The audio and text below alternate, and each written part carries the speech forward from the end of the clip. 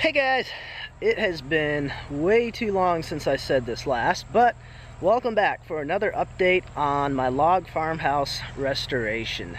So, what all's been going on in the last, 2 months? Gnats are terrible out here today, sorry. What all's been happening in the last 2 months since the last update that I posted on the farmhouse? So, I believe that last time I made a video, I kind of introduced you guys to the fact that I might be moving the farmhouse. You can kind of see it right there. From over there to about where I'm standing right here. It's about, I don't know, 75, 100 yards farther to the west of where it is now. And I was kind of telling you the pros and cons of moving it, but I wasn't really sure. So officially, I am going to be moving the house up to here. And one of the main reasons I'm doing that is because I really want a basement in the house. Partially to put kind of utility stuff in it, you know, water pressure tank, water heater, electrical box, breaker box. Then also I can use it for cold storage of food, whether it's canned goods or crates of, potatoes or apples or whatever. And I could put like a chest freezer, stuff like that, downstairs out of the way, versus having it up in the house. That's one of the main reasons. That's way up on my list of things that I want to have in the house. We've been doing a little bit of work. My dad and I have kind of been doing some work back here, kind of behind where the house is going to go, possibly if I move the house up back this direction. And that is kind of clearing out the junk brush. Unfortunately, on the farm there's a lot of autumn olive or Russian olive, whichever it is, and cedar that has encroached into what used to be, all this in here used to be pasture. And so we've been doing some work on clearing that stuff out. And then also, if I decide to move the house kind of up the hill a little bit from this open clear stuff that you can kind of see behind me, that'll already be cleared out and ready to go if I decide to move the house back a little bit farther. In the original kind of rough SketchUp of how I wanted to rebuild the house, I've got a front door entry coming into the house. And so with the original place where the house is, the ground's flat, it'd be no problem. With this new area, as you can probably see, it's a little bit sloped. So today I'm going to be using a little builder's level tripod and a measuring rod to kind of see what the elevation is across here, because when I pour my concrete walls for the basement, I want the ground to be lower than the top of the concrete. So I need to figure out how much elevation loss I have going across this little slope here, and see if I still think it's going to work to have a front door entry on there, or whether it's going to be, really high off the ground once you get to the front of the house. So I'm going to set up the level, take some readings across the hillside, and I don't know if it's really going to tell me anything or not, but it at least gives me something to start from. And also, as you can tell, this is a very manual way of doing it. It doesn't have the little electronic reader on it or anything. So normally it's a two-person job to do this, but I've devised a little way to do that, and is to tape the rod to a little step-in stake, and then I can put the stake wherever I want it, walk back to the tripod and where the builder's level is, and I can take the reading on it and then go move the rod up the hill, and then I can find out how much elevation loss I have going up the hill.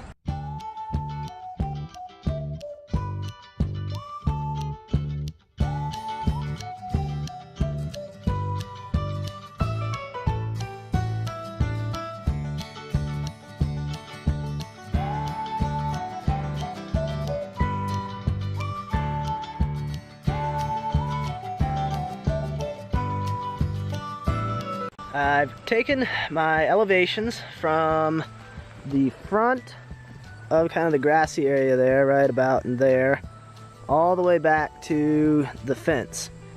And it doesn't look like it, but there's actually just about 8 feet of rise from there down to there. And now, of course, that's much deeper than my house is going to be. Just for the house, from the front to the back, there's probably going to be somewhere around maybe 4 or 5 feet of elevation change in there. Now, not being a builder, I don't know if that's good or bad or just so-so, doesn't make any difference, but at least it gives me some numbers to work with and kind of find out if I think that's going to work all right for the front porch. So this evening, I'm going to try and get these 3 piles of brush burnt up, and hopefully they should burn up pretty good. We haven't had any rain in 2, maybe going on 3 weeks now. So to say that stuff is dry is a bit of an understatement. So hopefully the stuff will burn up pretty well. I've got a little bit of a accelerant to put on it, and that should help speed things along. So yeah, let's do this, and hopefully we won't burn the rest of the woods down.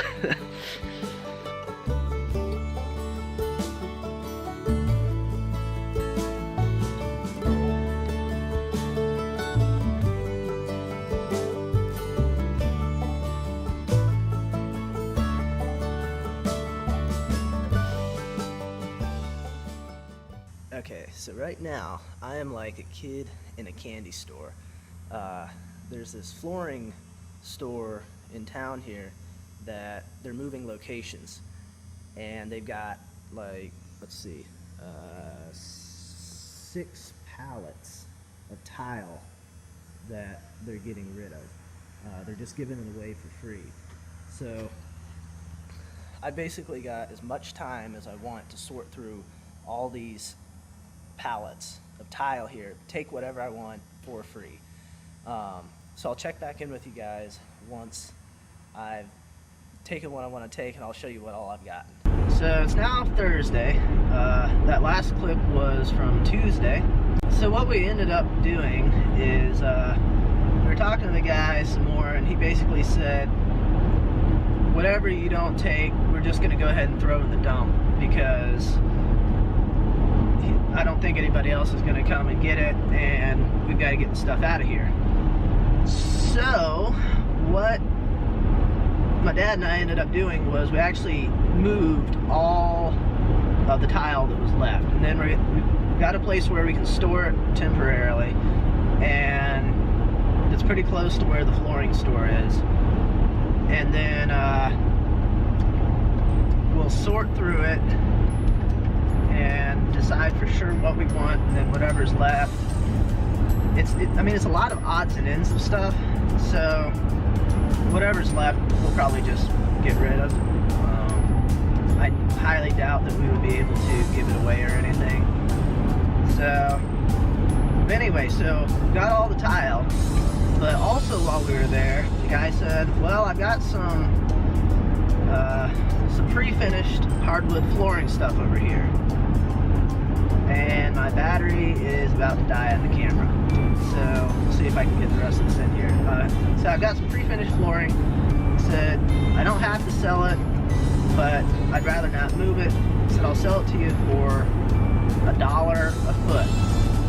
So I'm going back there again this morning. I'm going to sort through it, see if I can find enough stuff in there that I like, and hopefully I'll be able to get enough flooring to do maybe a couple rooms worth of wood floors. But we'll see once I get there, see how much there is of each type, and we'll take it from there. So after that, after I get done sorting through it, I'll show you guys what all I have got.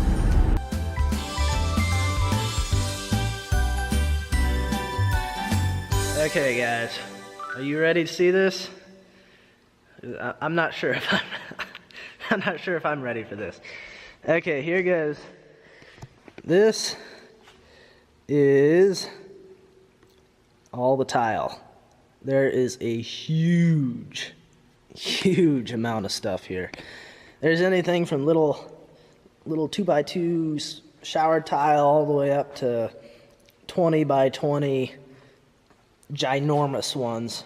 There's solid stone, I think it's granite stuff. There's just a little bit of everything. I have yet to decide if this was a good idea to get it all or not, but like I said, whatever we didn't take, they were just going to throw in the dump. So I've got it here in this little area where we can store it for now, and then we can sort through it at a later time and see what goes with what and how much of different colors we have and whatnot.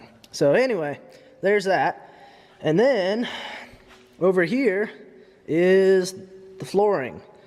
As you can see, there's kind of a mix and match of different stuff here. It's a mix of some hickory and some oak.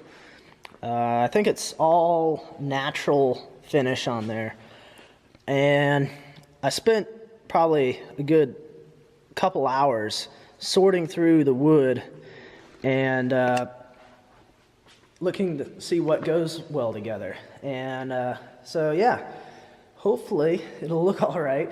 I got about 420 feet of it, square feet, so that'll be enough for a room or two.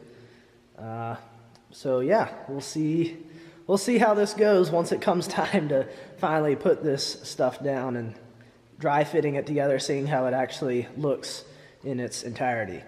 So we've got two possible scenarios here.